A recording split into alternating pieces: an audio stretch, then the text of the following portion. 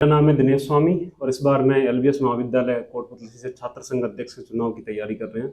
कोई दिक्कत नहीं है। पॉलिटिक्स भी इतनी कोई गंदी चीज नहीं है। पॉलिटिक्स में अच्छे लोग आएंगे तो अच्छी बनेगी। और पॉलिटिक्स को जब जिस मोड़ अपन ले जाते हैं उस मोड़ पॉलिटिक्स जाती है। अब पता नहीं किसने किया किसने नहीं किया, मेरी गाड़ी वगैरह उसको तोड़ दिया गया। अच्छा, आप पे हमला भी किया गया? मतलब अब वो किस नजरिए से किया गया, उनका क्या था, पर्पज क्या था, ये नहीं पता? ये नहीं पता भी नहीं लगा किसने किया। मैंने तो किसी को बताया भी नहीं, छोड़ो कोई नहीं यार, क्योंकि अपना मेन मकसद था कि जितने लोगों की हेल्प हो वो करते रहे, क्योंकि लोग जवाब देंगे। वो तो सही, समय आने पर। घटिया जिसकी सोच है वो सर ऐसा काम करेगा ही। नमस्कार साथियों, मैं हूं योगेश और आप देख रहे हैं मेरा यूट्यूब चैनल योगेश राजस्थानी। हाल ही के अंदर राजस्थान के अंदर यूनिवर्सिटी में छात्र संघ चुनाव आयोजित होने वाले, जिनको लेकर के जितने भी प्रत्याशी वर्तमान में अपने हर छात्र के अंदर जो है वोट बटोरने की कोशिश कर रहे हैं, उनकी हर प्रकार से मदद करें ताकि किसी प्रकार को उनको एडमिशन से लेकर के या कॉलेज से संबंधित किसी प्रकार को उनको असुविधाएं नहीं हुई। अभी मैं मौजूद हूं कोटपुतली के एलबीएस कॉलेज के अंदर, जहां के एक प्रत्याशी हैं दिनेश स्वामी, जो वर्तमान में अध्यक्ष पद के लिए खड़े हुए हैं। जानते हैं उनकी लाइफ स्टाइल के बारे में, तमाम उनकी शिक्षा के जीवन से संबंधित और किस तरीके से वो छात्र हित के अंदर वो कार्य करें। सर बहुत बहुत स्वागत है आपका। धन्यवाद सर, आपका बहुत बहुत धन्यवाद। सबसे पहले सर हम आपका परिचय जानना चाहेंगे कि आप कहाँ से बिलोंग करते हैं, आपकी एजुकेशन कहाँ तक हुई है? सर मेरा नाम है दिनेश स्वामी और इस बार मैं एलबीएस महाविद्यालय कोटपुतली से छात्र संघ अध्यक्ष के चुनाव की तैयारी कर रहे हैं।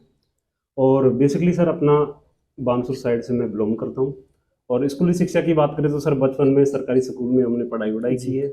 और उसके बाद जैसे ही 5th क्लास या 6th में गए तो घर वालों को लगा कि थोड़ा कहीं प्राइवेट में डाल देते हैं, कहीं जॉब लग जाएंगे। घर वालों का होता ही है कुछ ना कुछ। तो फिर हमें प्राइवेट स्कूल में डाला गया। तो मैंने 7th क्लास तक वहाँ स्टडी की। मेरे गाँव में सरस्वती स्कूल था, एक प्राइवेट शिक्षण संस्थान, वहाँ पढ़ाई की। फिर उसके बाद सर पावटा, मेरे मामा जी है बूढ़ी बड़ाज, वहाँ मेरे को पावटा पढ़ाई के लिए डाला गया। मैं 9th क्लास तक वहाँ स्टडी की। फिर उसके बाद मैं अपने बानसूर में मैनपुर गांव है, वहाँ से मैंने 10th की और 11th 12th नारायणपुर से की। मतलब शिक्षा के लिए इधर उधर भटकते रहे बचपन का जीवन। ग्रामीण परिवेश से बिलोंग करते हैं? बिल्कुल ग्रामीण से साहब, देसी आदमी बिल्कुल। तो बाकी की शिक्षा आगे 12th के लिए? बाकी की फिर सर मैंने यहीं एलबीएस महाविद्यालय में बीएससी के लिए आवेदन किया था। मेरा फर्स्ट लिस्ट में नाम आ गया था 2017 में।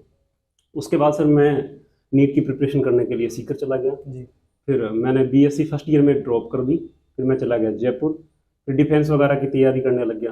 फिर वो मेरे मन में स्कूली शिक्षा से ही मेरे मन में था कि मेरे को लाइफ में ऐसा कुछ करना है कि जितने लोगों की हेल्प हो सके ना वो करे। तो आपने ये माध्यम चुना? ये माध्यम चुना, बिल्कुल सर बिल्कुल। वैसे कंपटीशन एग्जाम की भी बहुत तैयारियां की, एयरफोर्स नेवी मेरे पेपर भी क्लियर हुए।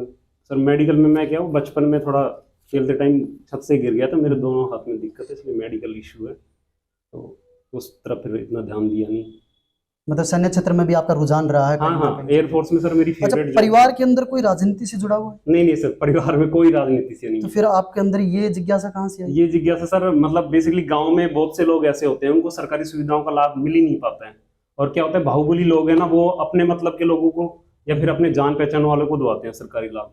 तो सर मैं भी कहीं ना कहीं उसी फैमिली से था कि कोई सरकारी सुविधा हुई हो, बड़े बड़े लोगों के सामने हाथ पैर जोड़ने पड़ते थे। मतलब कोई भी देख लो सर, कोई गरीब परिवार को जेन्युइन मदद नहीं मिल सकती। और मेरा हमेशा बचपन से मैं हेल्पफुल नेचर का था। स्कूली शिक्षा में जब मैं 10th के बाद थोड़ा मैच्योर हो ही जाते हैं बिल्कुल, तो उस टाइम भी मैं मेरे मिलने वालों को सभी को बोलता था कि यार मैं लाइफ में ना पॉलिटिक्स में ही जाना चाहता हूँ। बोले क्यों यार, ऐसा पॉलिटिक्स में क्या है? जिसका खानदान पैसे वाला हो, जिसके माँ बाप कोई पॉलिटिक्स में हो, जिसका बैकग्राउंड अच्छा है तो वो इनमें रुचि रख सकता है। यार बस इसी धारणा को मेरे को बदलना है। ना तो अपना फैमिली में कोई बैकग्राउंड नहीं है, ना कोई पॉलिटिशियन है। बस ये है कि मेरी फैमिली 10-15 परिवार का मेरा परिवार है। और उसमें ये है कि गवर्नमेंट ग्रामीण परिवेश में होता ही है कि सरकारी नौकरी को ज्यादा महत्व दिया जाता है। कुल मिला के आप साधारण परिवार से? बिल्कुल साधारण से। पिताजी अपना गुजारा चलाते हैं, खेतीबाड़ी का काम। हाँ बिल्कुल साहब। तो आपके प्रेरणा स्रोत कौन है राजनीति में? किसने आपको ये बताया कि आप छात्र संघ चुनाव लड़ो, लोगों की मदद करो? कहीं ना कहीं किसी ने मोटिवेट किया हो आपको? बिल्कुल सर, जब मैं 9th-10th में पावटा पढ़ रहा था बूढ़ी बड़ा, जो मेरे मामा जी है, तो मैं बचपन से क्या था, लोगों को कन्विंस करना, लोगों की हेल्प करना या फिर बातचीत करना। तो मेरे मामा जी लोग सभी ये बोलते थे कि यार तू कहीं ना कहीं पॉलिटिक्स डिसाइड कर और इस चीज में तेरा सही रहेगा। अब ये हैबिट देख के उनको लगा। हाँ, वो क्या जॉब में थे बिल्कुल, तो सबने ये बोला कि यार तू पॉलिटिक्स में तेरा हाथ आजमा। तो उस टाइम वो क्या पता किस धारणा से बोलते थे, मजाक में या फिर, तो मेरा वो एक माइंड सेट हो गया कि हाँ यार यही करना है। तो इस वजह से वहाँ से मेरा प्लान बना। फिर उसके बाद धीरे धीरे जैसे जैसे लोगों से मिलता गया, जुड़ता गया, तो सबने यही बोला कि यार अगर तेरा इंटरेस्ट है और वो दिख भी रहा है बिल्कुल लोगों की, तू निस्वार्थ भावना छवि दिख जाती है कहीं ना कहीं एक्टिविटीज, तो सही है तेरा पॉलिटिक्स में कोई दिक्कत नहीं है। पॉलिटिक्स भी इतनी कोई गंदी चीज नहीं है, पॉलिटिक्स में अच्छे लोग आएंगे तो अच्छी बनेगी, और बिल्कुल, पॉलिटिक्स वो को सही है। जब जिस मोड अपन ले जाते हैं उस मोड पॉलिटिक्स जाती है सर। तो अभी जिस एलबीएस कॉलेज में आप अध्ययनरत हो, कौन सी क्लास में होगी? सर मैं पीजी कर रहा हूँ यहाँ से, यहाँ से पीजी? हाँ पॉलिटिकल साइंस से। तो पहली बार चुनाव लड़ रहे हो यहाँ से? हाँ सर, कॉलेजों में क्या होता है, पहली बार एक बार इलेक्शन लड़ सकते हैं एक महाविद्यालय से किसी भी पद पे, चाहे वो जीते या हारे? हाँ एक बार ही। उसको एक बार ही ये प्रायोरिटी, बिल्कुल सर, मतलब एक बिल्कुल। बार ही इसे मौका मिलता है चुनाव हाँ, का, बार बार बिल्कुल नहीं सर। मिलता। तो अभी जैसी कौन सी ऐसी समस्याएं हैं जिनको लेकर के आप प्रेसिडेंट के चुनाव पर खड़े हुए हैं? मोस्टली कॉलेज के बारे में क्या है? सर देखो, फर्स्ट टाइम में 2017 में आया था ना, तब इतनी सुविधा भी नहीं थी, एक एक चीज पूछनी पड़ती थी कहाँ क्या होता था, और बालक गांव से आता है सर, देखो ग्रामीण परिवेश से हम सब बिल्कुल, बिलोंग बिल्कुल। करते हैं, तो छात्र क्या गांव से आते हैं।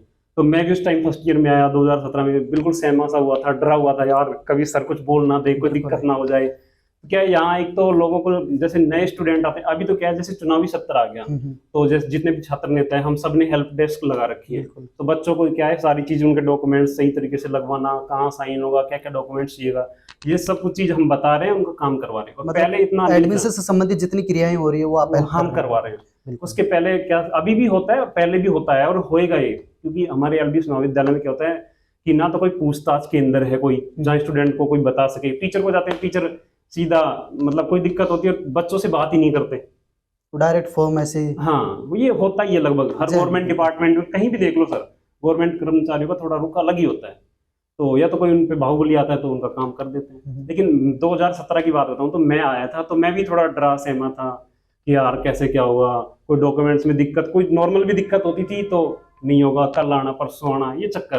तो सर एक मेन रीजन तो ये है कि यहाँ कोई हेल्प डेस्क होनी चाहिए जो बिल्कुल। बच्चों को अच्छे से गाइड कर सके कि बेटा तुम्हारा काम यहाँ होगा भाई, किसी प्रकार की उनको असुविधा हाँ। न रहे। और एक महाविद्यालय में सर देखो बालिकाएं बालक जो भी आते हैं, जैसे कैंटीन की व्यवस्था है अलाउड हो रखी है, ठीक है, ऐसे ही एक मित्र सुविधा होनी चाहिए महाविद्यालय में कि भाई जैसे कैंटीन है सेम वैसे ही प्रोसेस होना चाहिए, बिल्कुल। और उसका शुल्क निर्धारित होना चाहिए कि भाई महाविद्यालय में आपका ई मित्र केंद्र है तो जैसे फोटोकॉपी के जैसे 2-4 रुपए ले, बिल्कुल बिल्कुल। फॉरम के 50 रुपए एडमिशन ले, से संबंधित जो भी हाँ। क्रियाएं हैं। एक शुल्क निर्धारित हो और ई मित्र की व्यवस्था हो। अब बाहर बच्चे को जब भी एक फोटोकॉपी करवानी पड़ती है तो बाहर जाना पड़ता है मार्केट, यहाँ से लगभग 300-400 मीटर, जब तक बच्चा आता है या तो टीचर नहीं मिलता है या फिर एडिशनल लाइन लंबी लग जाती है, फिर उसको दोबारा आने से जाने में process समय करवाना। भी बहुत ज्यादा लगता वही तो सर वही। और एक सर मतलब या तो गार्ड की व्यवस्था हो, जैसे हमारे यहाँ 2 डिपार्टमेंट है, है। एक तो आर्ट की बिल्डिंग है, एक साइंस भवन है। साइंस की।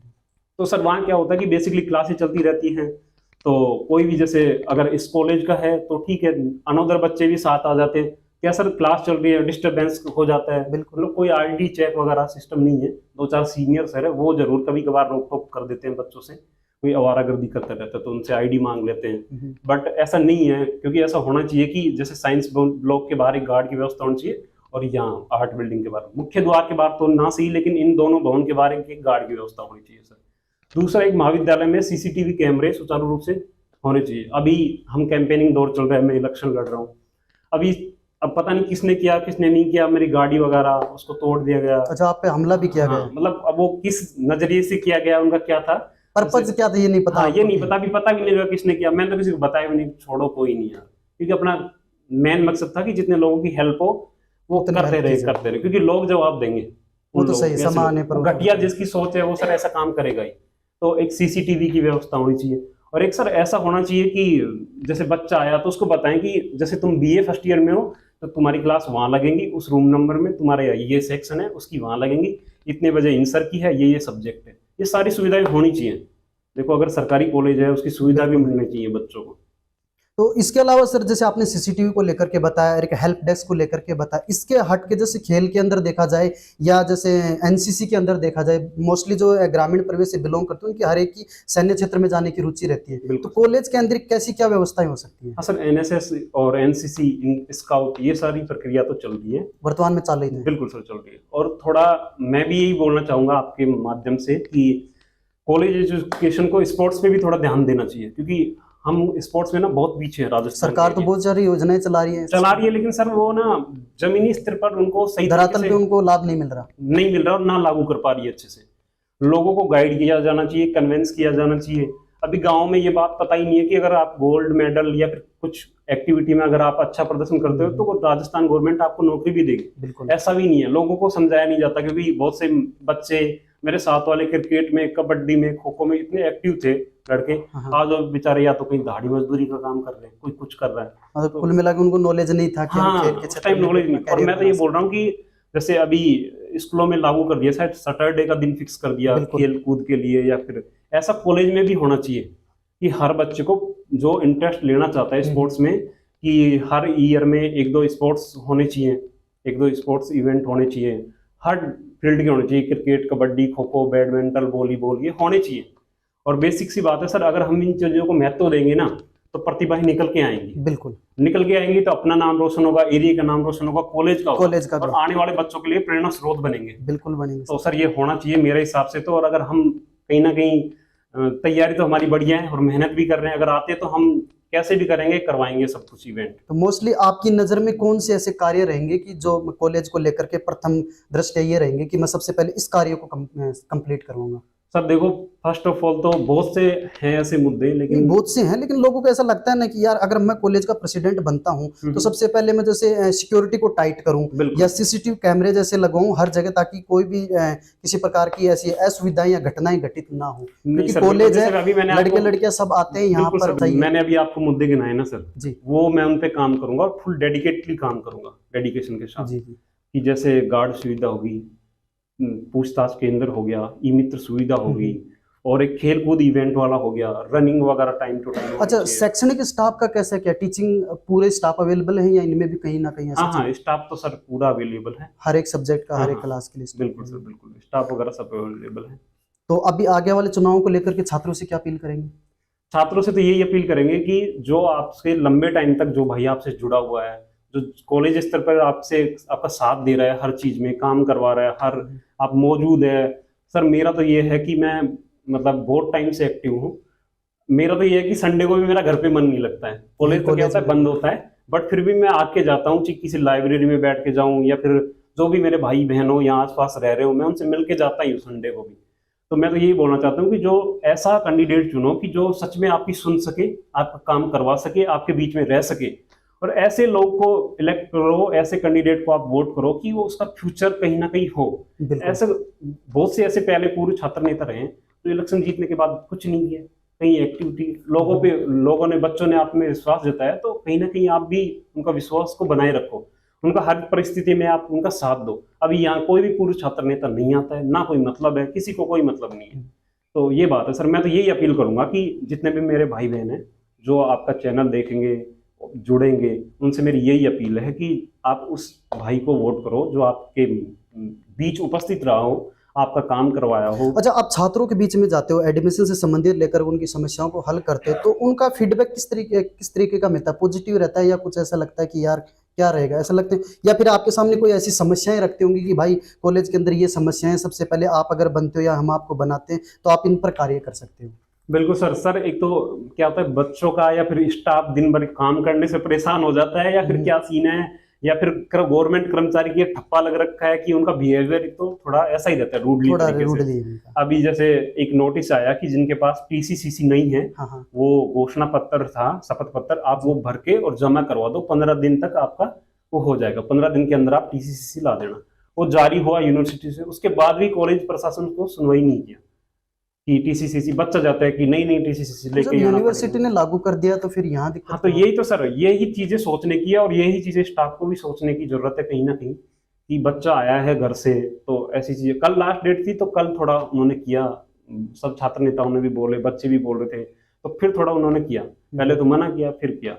और सर बच्चों का तो यही है कि वो बोलते हैं कि भैया हमें सर कुछ बता ही नहीं रहे, डॉक्यूमेंट्स अगर बाय द मिस्टेक, पहले बात तो हम जितने भी छात्र रहते हैं हेल्प डेस्क लगा रखे हैं, हम भी लगा रखे हैं, पूरी टीम काम कर रही है। बच्चे को गेट से लाते हैं, पूरा डॉक्यूमेंट्स शेड्यूल से सेट करते हैं, साइन बताते हैं, सब कुछ वहां तक विंडो तक ले जाते हैं। अगर बाय द वे बच्चे का आधार कार्ड ऊपर नीचे भी लग जाता है, ये क्या ले आया, ये है, ऐसा होता है, तो उनको दिक्कतें आ रही हैं, बच्चों को तो बहुत सी दिक्कतें हैं।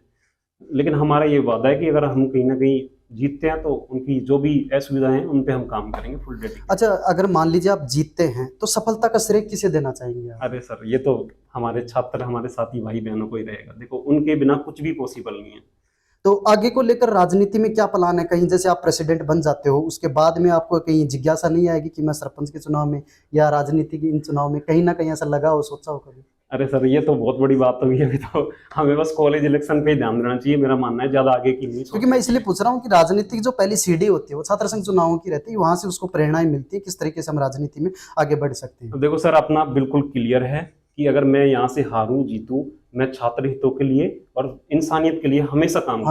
हमेशा काम करूंगा। मैं किसी पद पे रहूं ना रहूं, इलेक्शन जीतूं हारूं, लेकिन मेरा हमेशा रहेगा, जितना लोगों से मैं जुड़ रहा हूँ, जितने नए लोगों से जुड़ूंगा, अननोन लोग हो, परिचित हो, हेल्प मैं सभी की करूंगा इंसानियत के नाते। इतना मैं लाइफ टाइम करूंगा, मरते दम तक करूंगा। और रही पॉलिटिक्स की बात सर, वो तो फ्यूचर अभी तक किसने देखा है नहीं है। अगर हम जीतते हैं तो करेंगे, हमसे जो पॉसिबल होगा वो, जिस दिशा में लोगों की हेल्प कर सके उस दिशा में जाएंगे। तो तमाम बातचीत के साथ में हमारे साथ में स्वामी जिन्होंने एलबीएस कॉलेज में लेकर के प्रत्याशी अध्यक्ष पद के प्रत्याशी खड़े हुए हैं, तमाम जितनी इन्फॉर्मेशन थी, कॉलेज की समस्याएं थी, किस तरीके से वो कार्य करेंगे और वे हैं छात्र हित में सदैव तत्पर रहेंगे। इनको लेकर के, इन कॉलेज को लेकर इनकी बहुत सारी अपेक्षाएं हैं जिनको लेकर ये कार्य करेंगे। कैमरामैन कृष्ण के साथ योगेश राजस्थानी की रिपोर्ट, कोटपुतली।